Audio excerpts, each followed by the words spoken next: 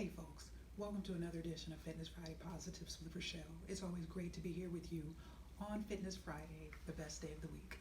Gotta love it. Folks, last time I shared with you the exciting news that I had 3 new acquisitions that have become part of Rachelle's Home Fitness Center. As a random person, I don't know who it was, left a note with 3 items in my driveway a couple weeks ago. And 2 of those items I shared with you last week were bar stools, short bar stools, and these items were brand new, two short bar stools. And the last item was a sealed pack of exercise mats. And so it was just wonderful, wonderful, wonderful. And I shared last time how I kind of got creative. I initially didn't know what I was going to do with the bar stools, so they were just sitting downstairs. And bam, I put a tower fan on one of them. And so I no longer put the tower fan on top of one of my trash cans. It's now on one of those bar stools, and it has been wonderful and just enhancing the temperature downstairs, which was already really good, but now it's just great. But now the second bar stool. Now what I've done with that, got creative again, and I actually placed a floor lamp on it. And so one of the things that I recognize, and so yes, I'm about to bust out the old SWOT analysis for you. So when you think about Rachelle's Home Fitness Center, so we talk about strengths, weaknesses, opportunity, and threats. That's the SWOT analysis. One of the weaknesses that I recognized is that there is, obviously the garage, the overhead lamp, the overhead lighting is towards the front of the garage. And so while the lighting in there is good, towards the back of the garage, there's less light. And I am very sensitive to light, particularly in the late fall and winter parts of the year, seasons of the year, because we know the days get shorter and yada, yada, yada. So having a lot of light is very important to me, particularly in the morning.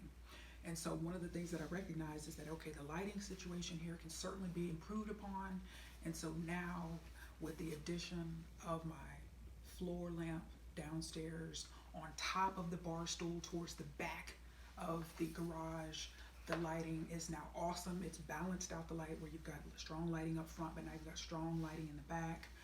So it has just been wonderful. So I was just thinking ahead of, okay, later in the year, early 2021, when the winter is here, this lighting situation is going to be a challenge because I'm going to need more light.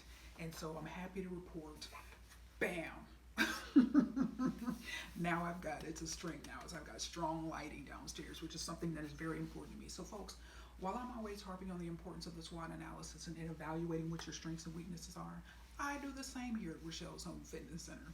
And so I'm always, as the as the owner, manager, member, and director of procurement, I'm always a custodian here at Rachelle's Home Fitness Center. I'm always looking at different ways to improve my own my own home workouts here. And so I'm happy to report that lighting situation is now good. Temperature is wonderful.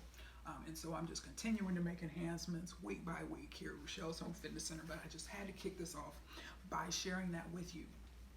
And so folks, moving along here this is the last episode here of Fitness Trends, wrapping this series up. And so I hung on to this July and August edition of Athletic Business, and I highlighted this one part of it, an article from it a few weeks ago, but I hung on to it because I wanted to highlight something else to wrap up this Fitness Trend series. And so there's a special series that they have here entitled Reopening, Return Service. And so we see here this gentleman cleaning, yes, Pre-Core EFX, some of the newer series, Pre-Core EFX ellipticals. And there's a short bit here, and so it's just highlighting, and let me just read a little bit of it in the interest of time. I got a lot of reading to do here today, particularly towards the end. So it says, if any positives can emerge from a pandemic, one might be the further realization of just how important the athletics, fitness, and recreations industries are to our collective physical and mental well-being. Most professionals were more than willing to shutter their storefronts and sacrifice entire playing seasons as the nation came to grips with COVID-19. But there's no denying the deep sense of loss inherent to that process, feelings exacerbated by the months of forced inactivity and isolation that followed. It's no wonder that desire to get back to business is so strong. And so a nice little opening snippet there. And so they looked at different facets of the recreation fitness industries, and they highlighted several examples of each. And so for the actual clubs, fitness clubs, Blink Fitness. Blink Fitness, you've heard me talk about, it's been a while since I've talked about Blink Fitness, but they were actually one of our newest entrants, major chain entrants in the fitness industry in our Metro Detroit market here. And so Andy Berg has this nice article titled "Fitness Clubs Exceed Reopening Expectations." And so again, this magazine is a little old. And so July and August, so when we think about this, it's been a while back, so we've had a number of different reopenings that have occurred. And so some of the information from a competitive analysis standpoint, many different gyms and many different chains are doing the same thing. So I'm not going to read all of this, but you are certainly welcome to Google it. That's why I always provide my sources. You can Google this and read it all yourself, but it just talks about some of the things that they're doing to safely reopen their clubs and some of how their guidelines and protocols were established. But I want to read a little bit here, and it says, educating members on changes. So we think about from a branding standpoint, from a marketing standpoint, from a competitive analysis standpoint, I wanted to highlight this particular point. Educating members on changes at Blink clubs was equally important. So the company created the Blink Promise, which aims to communicate 5 core reopening principles. All staff are certified in company protocols. Every location is committed to enhanced cleaning routines. Social distancing will be monitored. All gyms will be reorganized to promote social distancing. And all gyms are committed to teaching members how they can help keep themselves and others safe while inside the facility. A little bit more here. For Blink, a franchise with more than 100 locations in 9 states, consistency has always been a priority, and perhaps even more so now. The company has aimed to ensure that the experience is the same across all locations, which involve gathering input for its playbook from every franchisee. So it talks, like I said, there's more about how their guidelines and protocols and stuff were established. I'll let you read that on your own, but it was nice to see Blink Fitness, one of the more nascent chains, being recognized in athletic business. So that was cool to see, but very exciting times, very exciting things happening in the fitness industry around how do we move forward post COVID? How do we move forward post COVID? And so I'm gonna focus this particular episode, yes, fitness trends, but I want to have a big subtopic here, a sub emphasis, so to speak, on competitive analysis, and that of course being one of them, where I was able to read that article and just quickly know in my mind, because as I told you, competitive analysis is one of my areas of expertise. So I'm literally always reading things and looking at things, and that's always that framework in terms of competitive analysis. So when I read that, and I thought to myself, well, yeah, back in June when they were writing this article for publication in July and August, that was certainly, a lot of people weren't doing some of the same things in terms of preparing for reopening and reopening clubs, but now many of them are. And that's why it's very important from a competitive analysis standpoint to know what others are doing, because that way you're not shooting off at the hip saying that, this is novel, we're the only ones that are doing X and Y, and that's so important. It is so important that you evaluate what is going on, what others are doing, just to maintain your own credibility as you're talking about what's going on in the marketplace, and what you're doing, and other people may be doing the same thing while you're running around erroneously, saying that, hey, we're novel, we're the first market with this, which may be true, but you always want to make sure that from a competitive analysis standpoint, you know what other people are doing. So you don't think you're the only one doing something, and everyone in town or everyone in the region is doing the same thing that you are. But certainly much respect to Blink Fitness for their recognition and some of the things that they were doing to really put that franchise chain on the map, put it on the map. And so folks, so when we think here about competitive analysis, we've got a few show and tells here and highlight towards the end, but wanted to highlight a couple of things here that have been saved on my laptop or my iPad here for a while. And first of which is ClassPass. So when we think about how many fitness entities post COVID-19, so when COVID-19 really hit, we had a national shutdown of gyms. What did we see? We saw a number of fitness entities particularly your chains, go virtual. We're going to offer virtual classes, these type of things, whether it was Facebook Live, Instagram, on their own websites, YouTube. So many of them took advantage of that, shifting and utilizing technology to be able to continue to engage their members. And so when we think about, just digress here for a quick minute, not really digress, but just to highlight something really quickly.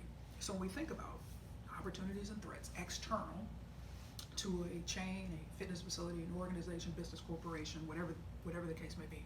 So one of the large, when we talk about the threat, how the coronavirus pandemic has certainly been a very big threat, and the fitness industry is no exception. And so when we break that down, it's one thing to generally say it's been a threat. Yes, it has. When we break that down and we ask ourselves why, we want to drill down and say, what is the problem? What has been the issue? What are some of the negative consequences of the coronavirus in the fitness industry, just in particular, but this is true of all types of organizations, whether we're talking about churches, whether we're talking about the workplaces, whether we're talking about fitness facilities, retail, the retail sector.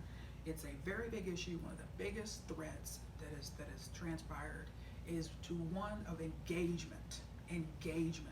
So in the retail sector, with bricks and mortar, so an actual storefront location. Okay, how, particularly when stores were shut down and things like that, how does a business owner, franchisee, entrepreneur keep the customers engaged, keep your business top of mind?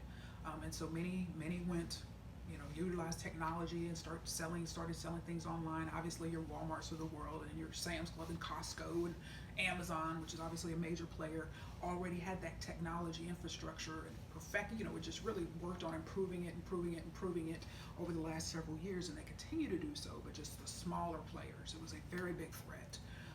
A lot of mom and pop type stores and even fitness clubs. And so what do you do to keep people engaged? And that's a very big thing. Like I mentioned, churches. So all of a sudden churches were closed.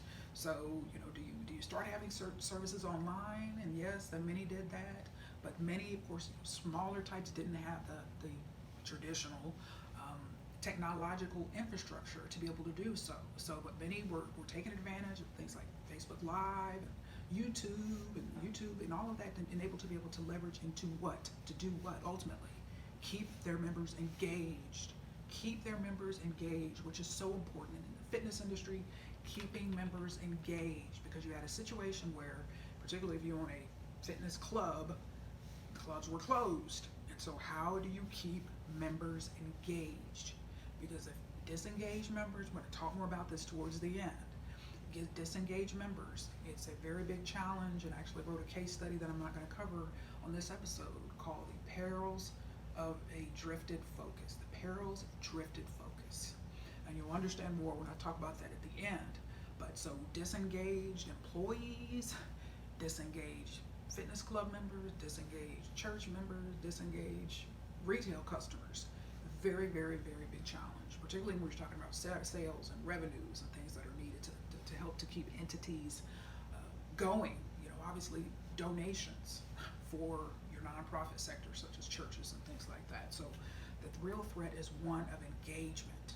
You saw a lot of disengagement happening, and so we'll talk more about that a little bit towards the end. But ClassPass is a good example, and ClassPass has been around for several years now. But if you go to classpass.com, and so what ClassPass, and particularly when it launched, I remember it was very novel, and this is really just interesting and new and innovative. But what ClassPass offers, and now there's a very, very big shift, obviously, with the coronavirus epidemic. They're really highlighting and focusing on what their inherent strength of being an online based training platform, or a group fitness platform.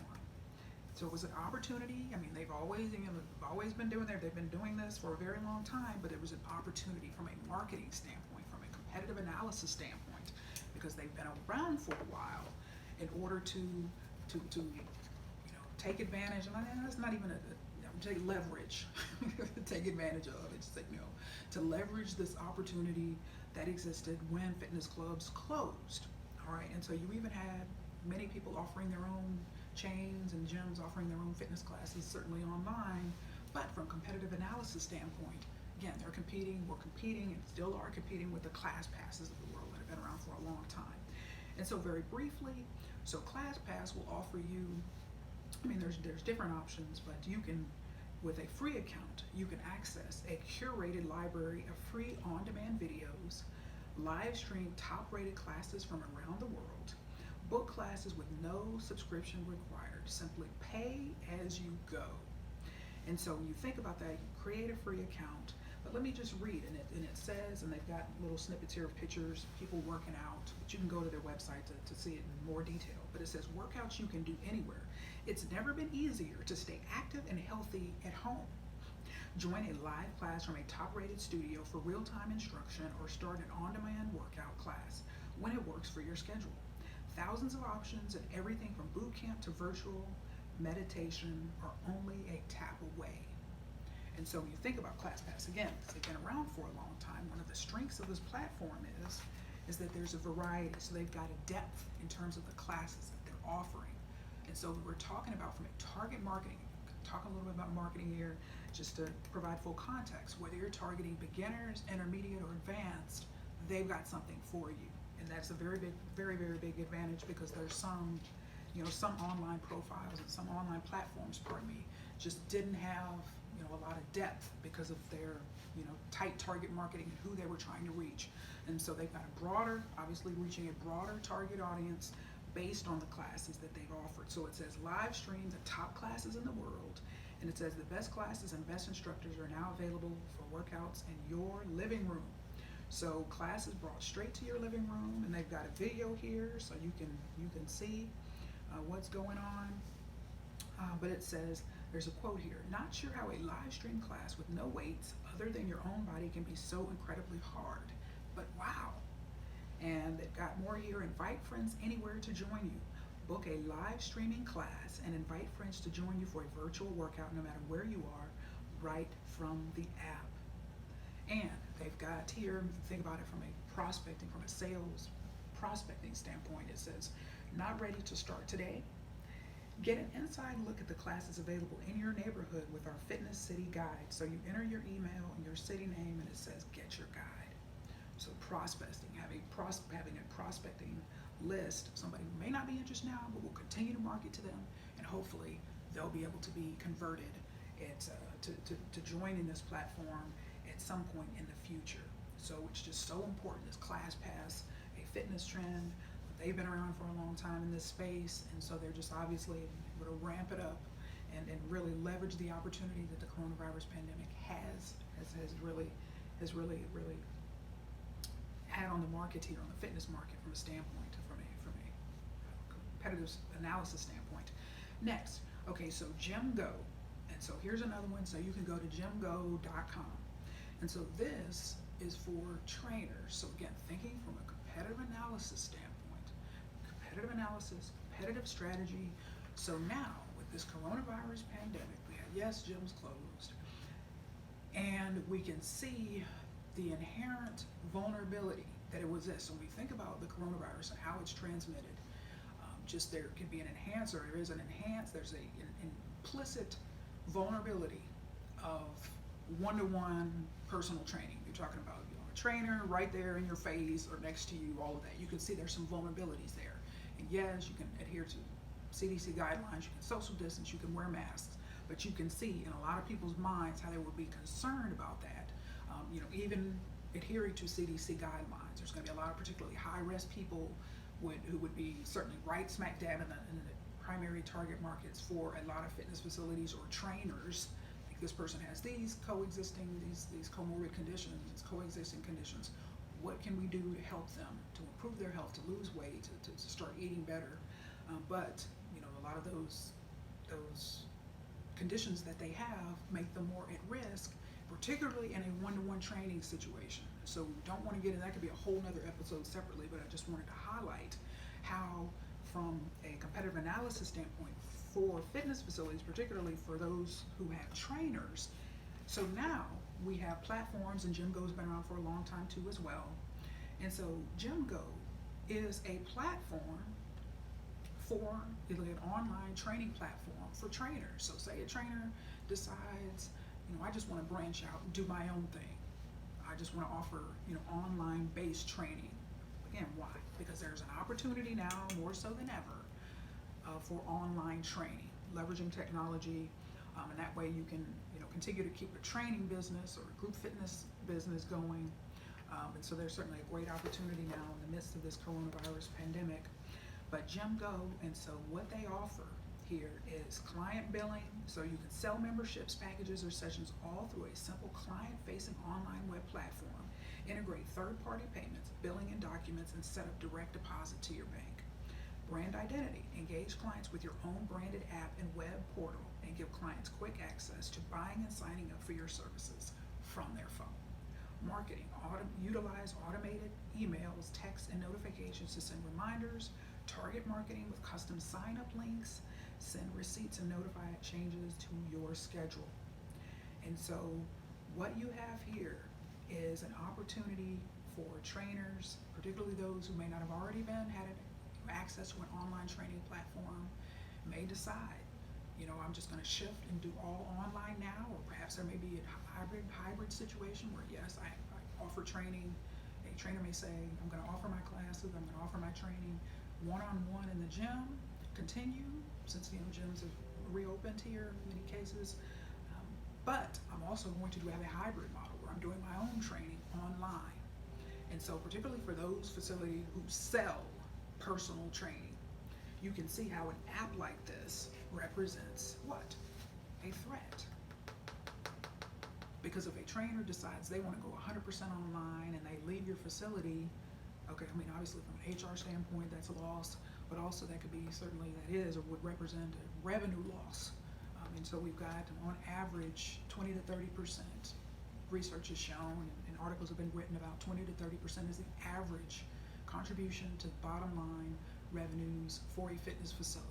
And so that training, particularly selling personal training, is very, very important to those facilities that do it. So if you have these online platforms that are really kind of leveraging the situation that we're in, this pandemic situation, that are deciding, okay, well, I'm going to go hybrid. I'm going to spend 1 day a week in this particular club with clients, but I'm going to spend 6 other days doing online. So obviously that person would get, that their revenues will be able to come straight to them, obviously without, of course, this particular platform there's going to be a fee for this. But other than that, that money's going to go right in their pocket versus a facility taking a certain percentage. And so you have to recognize what threats exist, what opportunities exist. But see, once again, for a gym owner who doesn't recognize that and this is just one example, and just like ClassPass and this Gym Go, I'm not promoting anything during these episodes, I'm just educating and enlightening you, because it is so important to recognize these type of platforms. And so from an HR standpoint, it could be a matter of, okay, if you want to retain your trainers, you have some of them fleeing and doing their own thing online with platforms like this. It's, what can I do? Can I offer benefits? Can I give them a greater portion? Can I take less of a percentage of their sales, their personal training sales per client? There's different things that you can do to certainly be proactive in the face of threats such as this. But this is certainly, a very empowering platform. Platforms like this certainly very empowering, giving trainers an opportunity to do their own thing, to create their own, to start their own fitness businesses, personal training businesses. And certainly I just wanted to highlight this as an example from a competitive strategy standpoint. Now you've got gyms that sell personal training that are now competing with platforms such as this from a HR, from a human resource, from a trainer retention, engagement, and certainly recruiting standpoint. Okay, why do you want them working for you, or to continue working for your facility as a trainer versus doing their own thing? So just food for thought. I wanted to share with you as I move on in here to continue this conversation, talk about competitive analysis, target marketing. And a few weeks ago, you'll recall that I mentioned when I read that letter, my first CEO letter of the year went to Joel Anderson, CEO of Five Below. And you all know, I'm not promoting Five Below, this is not a Five Below commercial, but since 2015, I bought a number of things from Five Below, and I can tell you during this, as I've stated in that letter, they have done a wonderful job during this pandemic of keeping their fitness area. I mean, it looks like it's January in terms of the inventory that they have, but now they're no longer the hidden secret that they used to be, and their inventory goes very quickly. But you can just tell why, because there's an opportunity that they are leveraging, recognizing a lot of people are working out at home now for various reasons, and so their fitness section is very robust considering the time of year. It looks like it's the beginning of the year, so they've done a wonderful job. So I wrote that letter to Joel Anderson. I was happy to do that, and remember I read it on that particular episode here on a past Fitness Friday Posi-TIPS. But one of the things I alluded to in that article is we talk about target marketing, market segmentation, and just for simplicity, we think beginner, we're just gonna have three for the sake of simplicity of this episode: beginner, intermediate, and advanced. You can certainly further stratify that based on several different things, but just to keep it simple. And one of the things you heard me highlight when I read that letter on the episode is how, and you can see from a market segmentation, from target marketing, and how this is this expert. So, and this is the first time I've seen an expert item there in Five Below in all of these years. And I can also tell you, this is very well stocked. I mean, they run a lot of different things, but there's plenty of these. Because why is that? You think from a market segmentation standpoint, I see it and I think, oh yeah, I'm so glad to see this. But a lot of people will see this, and that's why there's just a lot of them. A lot of them in stock. A lot of them will see this. A lot of people will see this while they're buying all this other stuff that does not have expert, beginner, advanced, whatever. They just kind of in their mind make assumptions. Oh yeah, I can do this. Yeah, I can do that. Yeah, I can do this. But when they see the expert, they're thinking, I don't know if that's me. Let me leave that there. And so it's so interesting, and I was so excited to see this expert item, obviously for me. But you can look at the sales of it and how that they just sit there. They literally just sit there hanging from the little shelf things, because as you heard me mention before, you think about from the target marketing standpoint, beginner, intermediate, advanced for simplicity. Your largest market potential is going to exist in that beginner and intermediate, those two segments. Certainly the beginner segment is a very large, because we have an obesity epidemic in this country, and I've said this over and over again. I've stated these CDC, or Centers for Disease Control, statistics. 2/3 of people in this country, adults, are overweight or obese. And so when you think about that, a very large percentage of people, we have large millions and millions and millions of gym memberships that people have, and the obesity epidemic is increasing year after year. So those numbers continue to go up. So there's a lot of people that are not exercising, and many of them have gym memberships and fitness facility memberships and do not use them. We know the beginning of the year, the old New Year's resolution that happens every January, where people invest all of this money in fitness equipment, particularly home-based fitness equipment, and never use it. And so you think about from a segment standpoint, it makes perfect sense why these are very slow selling, because it takes a certain person, a very seasoned exerciser, such as me and certainly other people, that will see this and say, oh yeah, I'm so excited. They got some, this is for me. This speaks well to me. This speaks very well to me. So I was excited to see this, but I have not come across particularly a major chain, let's just say for simplicity, a major chain that targets advanced exercisers exclusively. So in terms of their primary target audience, I have not come across a fitness chain that targets advanced exercisers. Again, like myself, is a primary target audience. And why is that? Yes, we are everywhere. We're sprinkled across all types of fitness chains and studios, and private and commercial, all of that, community facilities. Yes, we're sprinkled everywhere, but in terms of a primary target audience, high level of focus. Why? Because we represent a very small percentage of the overall fitness market. The advanced segment is going to be a very small market. And also, in terms of fitness facilities, so the challenge would be getting enough people that would fit that demographic, to make a facility, particularly a large facility that needs 1, 2, 3, 4,000, 5,000 members to be successful. So the actual getting the number of members, satisfying that membership number or volume requirement would be tough. But also, there's so much that would be required in terms of maintaining equipment. Because think about that. If you're a fitness facility and Rachelle is part of your target audience, Rachelle historically, so again, think pre-COVID, exclusive gym workouts in there 5 to 6 days a week. At Planet Fitness, 2 hours of workout. At Powerhouse, it's 3 hours of workout. And so you think about that. I mean, you're just gonna have, if you have a bunch of a exclusive advanced exercisers, I mean, they're gonna be in there all the time. You're gonna be having challenges in terms of the number of people, the capacity requirements, in terms of certainly the number of people. The fire department would probably come and shut you down because there would be way too many people in there. Because why? Advanced exercisers are lifestyle exercisers. So you would have just the total number of people just constantly showing up in there. The maintenance required for the equipment would be a challenge. And so there's just challenges inherent with targeting advanced exercisers, exclusively.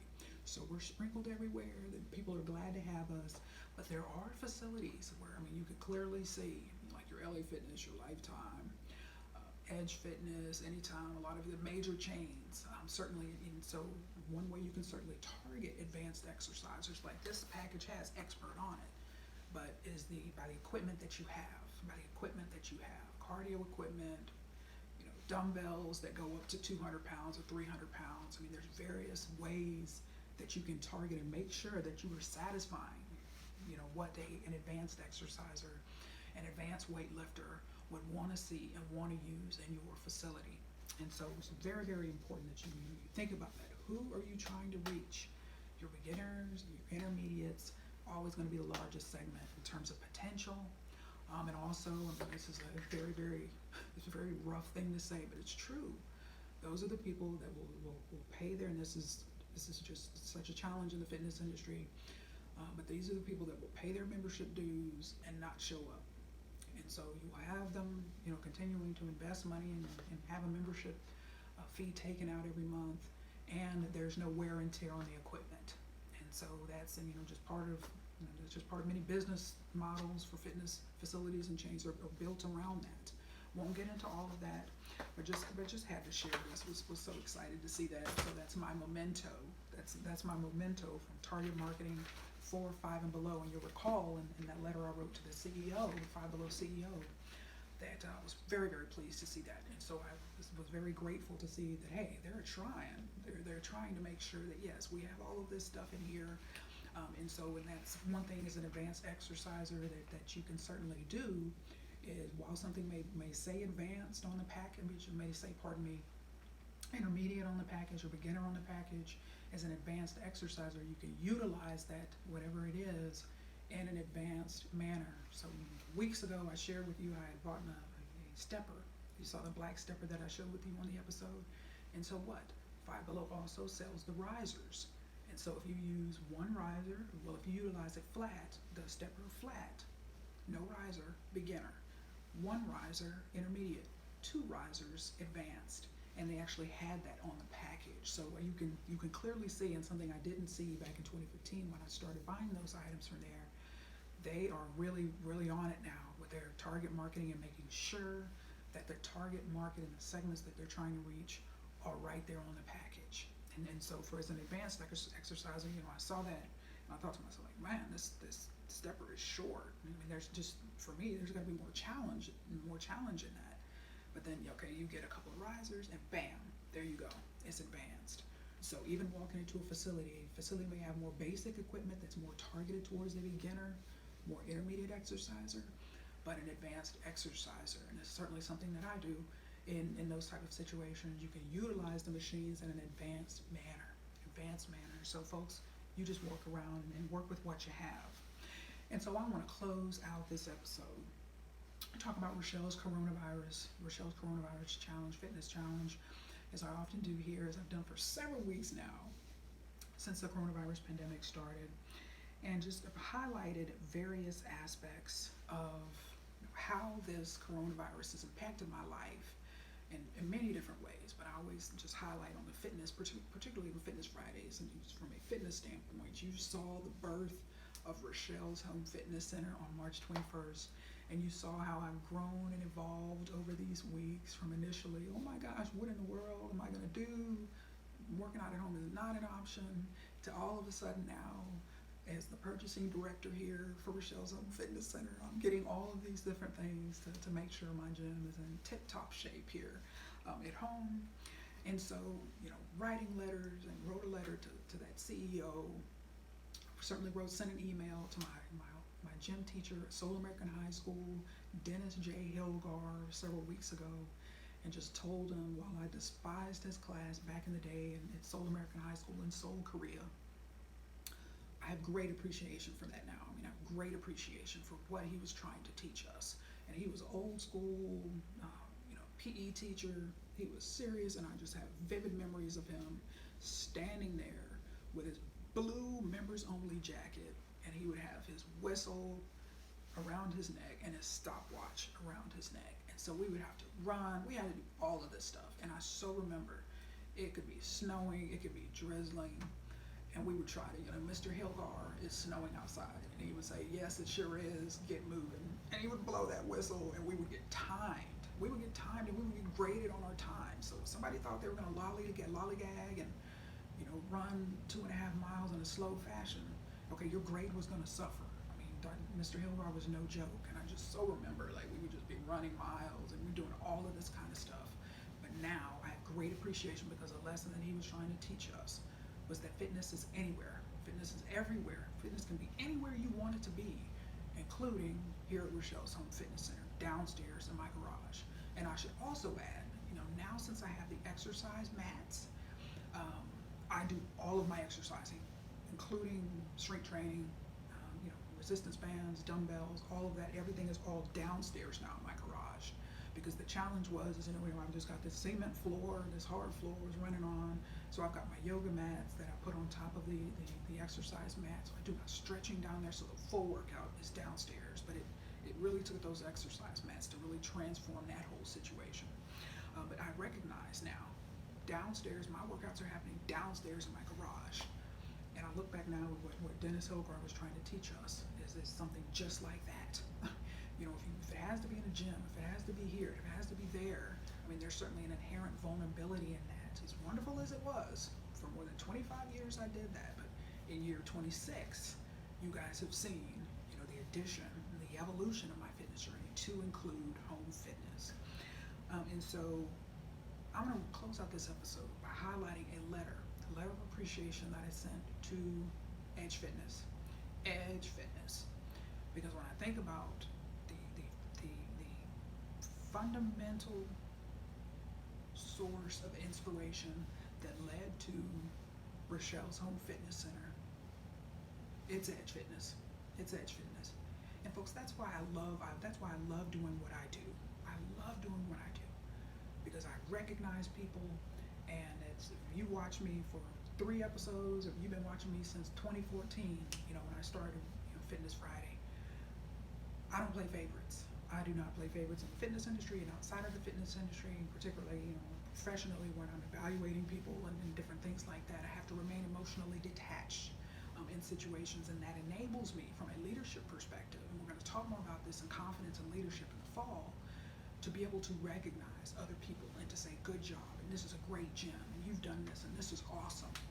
Okay, and it doesn't need to be my gym that I'm recognizing. I'm free to recognize other people. I have confidence enough to be able to recognize that other people, that other facilities, other chains are doing great things too. And we're going to challenge you to be able to do the same. And certainly in fitness, but in life. Okay, if little Johnny, if your son, little Johnny or little Jane, their baseball or their softball team, if the other team has a fantastic coach and they've just been going to the national, to their state championships every year, do you have it in you to be able to tell that other coach or that other team, kudos, you're doing a great job, keep up the good work? Or does that threaten you? Does that make you insecure? The ability, or just the need, the even thought of recognizing someone other than you, your family, your children, your employer, your fitness facility. No, folks, we got to recognize there's great things happening all around us. And we need to be very quick to recognize them, very quick to recognize them. So that's why I love doing what I do. And you've been watching me, if you've watched me long enough, you know I don't play favorites. I recognize people when I see good things, regardless of where it comes from, who it comes from, whatever the case may be. And so this is an example. So I sent an email and I also sent a letter to corporate Edge Fitness. So the email, I sent it on August 30th, 3/27. So the title of it is Appreciation Letter for the Edge Fitness Clubs. So my message said, hello, I just put this attached letter in the mail and also wanted to send this feedback directly to you via email. Cheers and thanks again, Rachelle Smith, Novi-Michigan. So let me click on this, the PDF file. It's pretty lengthy and that's why I didn't want to do a lot of reading earlier in this episode. So send it to the Edge Fitness Clubs, 50 Boston Post Road, Orange, Connecticut, 06477. So it says, greetings. While not a member, I would be remiss not to express my appreciation for an initial burst of online inspiration I received from the Edge Fitness Clubs on March 20th, 2020. My feedback and experience does not fit with the feedback surveys you previously included in your weekly emails, hence this letter. My initial introduction to Edge was the grand opening of the Farmington Hills, Michigan location on September 28, 2019. I have been receiving and reading your corporate emails ever since. I'm a 26-year fitness veteran and more than 25 of those years were spent exclusively in gyms. As you well know, the national COVID shutdown closed gyms here in March. I had never even considered a home-based workout in all those years. I'm a lone ranger in the gym and have always happily done my own thing. I've never worked with a trainer or participated in a group fitness class. My last workout inside of a gym was March 16, 2020. I moved on to Plan B, power walking at 12 Oaks Mall the following morning until that Friday, the last day before malls also closed. I vividly recall sitting on my couch a little before 7 that evening in utter despair, not knowing when or how my workouts would continue. Then I remembered something. That same week, on Tuesday morning, I tuned into your Facebook Live with Greg DiNatale discussing protein, which was highly relevant to me at the time as I was working on increasing my protein intake. I have subsequently done so with natural protein sources. While sitting on the couch, in addition to recalling Greg's excellent presentation, I also remember the weekly class schedule that you sent out via email earlier that week. In the most adverse moment during my fitness journey, I visited your Facebook page again and briefly perused the class videos from that week. I looked at a few and was impressed by the passion and raw formats. I could definitely relate and was inspired by what I saw. In fact, 3 stood out to me. A lady teaching a HIIT class outside on her farm in Rhode Island. Number 2, a man teaching a cardio boxing class after sharing his own fitness journey highlights. And 3, a lady teaching a cardio dance class from her living room floor. After seeing these 3 in particular, I was inspired to make my own workouts at home a reality the next morning downstairs in my garage. HIIT training has been part of my journey, so the HIIT class really stood out. I also used to develop my own dance and baton twirling routines on the gym basketball court. I resurrected it the morning of Saturday, March 21st. I have since bought a lot of workout items and am still going strong working out at home. It all started with a quick jolt of inspiration I received back in March from Edge, and I am very grateful. While I have not watched any of the classes since that week, and in brackets I have, I'm a lone ranger, remember? I do read your weekly newsletters each Sunday.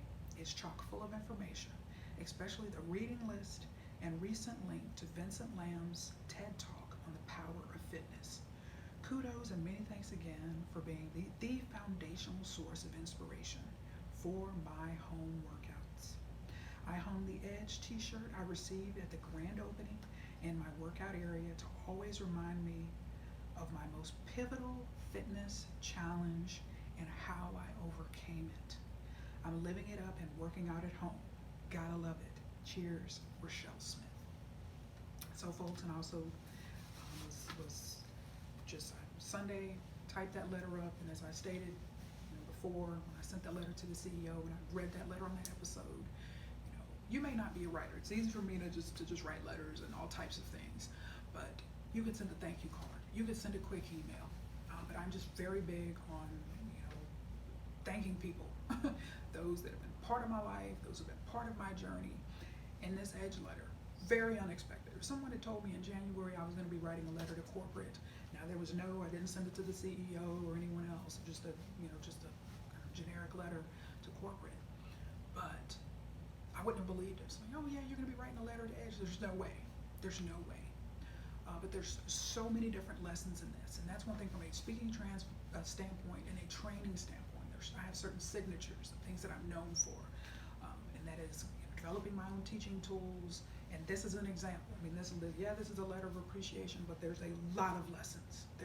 This is a ton of lessons to be gleaned from a marketing standpoint in terms of target marketing. And so, yes, I wrote this letter, and then the reasoning, you can look back from a target marketing standpoint.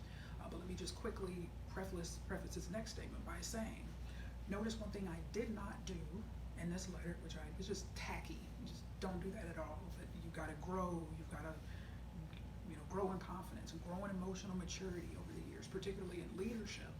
To know one thing I did not do was mention Planet Fitness in this letter. I did not denigrate Planet Fitness. I did not compare Planet Fitness. I did not say, what happened and how I initially, before I went to on March 20th, that Friday night, a little bit before 7, how I initially went to the Facebook page when I initially looked at that initial Planet workout, and I thought to myself, and this is just not me. But think about that. And I know this, and I knew this when I joined Planet. Okay, this chain, their primary target audience is what? First-time gym goers, so beginners and casual exercisers, so people that go from time to time, yada, yada, yada, yada, yada, yada. So very, very tight, solid target audience, which they love to have me, glad I'm there. Many other advanced exercisers are members, but when you're not a member of the primary target audience, there's going to be a disconnect. And I remember years ago at Northwestern, I had a professor that said, from a marketing standpoint, from an advertising standpoint, when you see something and you look at it and you go, you're not part of the target audience. And that was just the rule of thumb, and I never forgot that. So when it's like I looked at that initial workout, because I'm not a part of our target audience, because I saw that and I started workouts of home work-ins of 20 minutes or less, and I thought to myself, okay, my home workouts are 2 hours just like they were at Planet Fitness. My workouts before that at Powerhouse were 3 hours. So I've always worked out at least 2 hours. Very, very heck cardio. Cardio is at least an hour of that. And so I just saw that and I was like, this is not me. But for members of that target audience, they saw that and was like, yeah, this is great. So I understand that. I understood that when I joined. So yes, I can walk into a Planet and I can utilize stuff, particularly cardio, in an advanced manner, doing my cross training, doing my interval training, and all of that. But so there was not an opportunity for me to denigrate. Planet has been good to me. They have valued me as a member. They have appreciated me as a member. I have no doubt about that. This is not about Planet Fitness. This is about recognizing Edge Fitness for the great job that they have done. And so think about that from a leadership standpoint. Don't always feel like you got to say, well, you're better than them, or they did this, or they didn't do that, whatever this and that. No, that's not necessary. I know that, but I understand. I have the marketing understanding, target marketing, market segmentation, understanding to know why they did what they did, why what their strategy was, what the homework is, and who they were targeting, who they're targeting even to join their facilities. And so whereas versus an Edge Fitness, where I'm a right smack dab in the middle of their primary target audience. I mean, they want advanced exercisers because, again, with that very heavy sales-driven culture, what advanced exercises and lifestyle exercises will do is bring stability in terms of revenues to your facility or your chain, your studio. So that's one thing. And then the beginner segment, well, yes, they may have boatloads of potential in terms of volume, the number of people. You're gonna have more turnover, more churn, more cancellations, more people. Oh, this isn't what I thought it was gonna be, whatever this and that.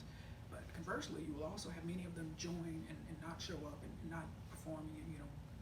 Cause all this wear and tear on your equipment. But whereas your advanced exercisers, you're walking in like me. If I can walk into a facility and then just look at the machines. Okay, who are they targeting? When I went to the grand opening at Edge, okay, they've got my top three. They've got Precore EFX, they've got the Octane LX 8000, and they've got Precore AMT, with an honorary mention, which they didn't have, but the old school Life Fitness steppers from the early 90s, which is where I got my teeth cut in terms of fitness facilities. That old stepper used to be my mainstay. But so when you look at that, when you walk into a facility, you see a Jacob's ladder, you see different things, I know, okay, who are they targeting here? Because the challenge in certain situations is that advanced exercisers can get detached. And also, then the word that I started off this episode with, disengaged, because that just to be honest, in this situation, that's what happened when I looked at that initial homework in it, Planet. Okay, this isn't for me. I can't relate to this, and I immediately disengaged, and I haven't looked at anything in terms of their online workout since, or the app, or anything like that. I mean, my Planet is still great, and I've had great experiences. I mean, I don't feel, my perception of the chain has not changed at all. I just recognize in that type of situation where you don't have a gym to go to, and if you're an advanced exerciser, that online platform, and in terms of that homework in, if you're advanced, and I understand, for them to have HIIT training workouts when you're targeting beginners and casual exercisers, that would have been some backlash, and I'm canceling, and you people are judging me because I can't do all this stuff. So I understand where they were coming from, what their strategy was, and so that's one thing we have to realize. We're going to talk about this in leadership lessons and confidence in leadership in the fall. We have to be able to accept things as they are. Okay, so if I was sitting there in that situation, just hoping and disappointed that there was no advanced workouts for me, that I couldn't do HIIT training, there was no, all of these different things that other chains and other gyms were doing. Why? Because their target audiences are different. Their target audience, Planet has a lot to lose by having, there's liability issues from a legal standpoint by having these very, very advanced type of offerings, and so that is that. So you can't always feel like you gotta change something, and you gotta kind of, in that situation, just accept it for what it is. And that's one of the perils in this case study that I've developed on the perils of a drifted gauge is, in those type of situations, unfortunately though, you will have disengagement. And then that individual, that advanced exerciser, I'm living proof of that. You guys have seen this evolve. You've seen the Edge t-shirt hanging up downstairs when I've done a couple of episodes down there. And so what happens is when people disengage and their gaze drifts and shifts somewhere else, that is a challenge, because it's how do you get them to re-engage when in many cases you've lost them. In many cases you've lost them. And so that is that. But I just wanted to share that letter. So it's so important, when you think about competitive strategy and how I was very, very pleased to recognize them. They have done a wonderful job, particularly on their newsletter. They've just kept that foot on the gas, they've kept them coming every week. There's something you can tell that they're targeting all different market segments, advanced, intermediate, beginner, in terms of their classes that they're continuing to offer. I just see the list of the classes, as well as the content, and what they're including in those newsletters. But it just was very, very good to see. And so I'm grateful, folks. I'm grateful. I'm not hating on anybody. I'm just grateful that the Edge Fitness, totally unexpected, just provided that boost of inspiration within about 5 minutes, where I was just looking at those various workouts. It wasn't long, and I said, I gotta make this thing happen. But it took it took very raw content, like the lady doing HIIT training, farm in Rhode Island. They just, it couldn't be too formal or anything like that, particularly early on. But so folks, you got to take the inspiration where it is. You got to take it. Don't be, weeks ago when I did an episode on this, I talked about this on my fitness anniversary. I talked about it. It was unexpected. I was going to be at home celebrating 26 years on May 17th. But folks, you have to be open. And it's in my final thoughts here. I'm sharing this right here. You have to be open. You have to be open in life. Please don't be closed-minded. Please please don't say, I don't want to see anything, I don't want to hear anything other than my current fitness facility or my current chain. You gotta be open. I mean, and that's the story of my life, and that's part of the reason why I'm very big on my freedom. Because I'm open. You know, the fitness industry is vast. There's a lot of studios, thousands and thousands of studios, private, commercial facilities, community facilities. Okay, and I'm pro fitness industry, period. I'm open to all of them. What they have to say, what they have to offer. Okay, and I accept them as they are. I'm not changing, wishing they had this, wishing they had that. No, just kind of go to where a natural strength of a facility or a chain is. Don't wish for something different. Don't be disappointed. Don't be disgruntled because this one doesn't have this. Be open to where your needs can be met wherever they may be in the fitness industry. All right. Now, I'm not talking relationally. Not at all. You don't need to be open like that relationally.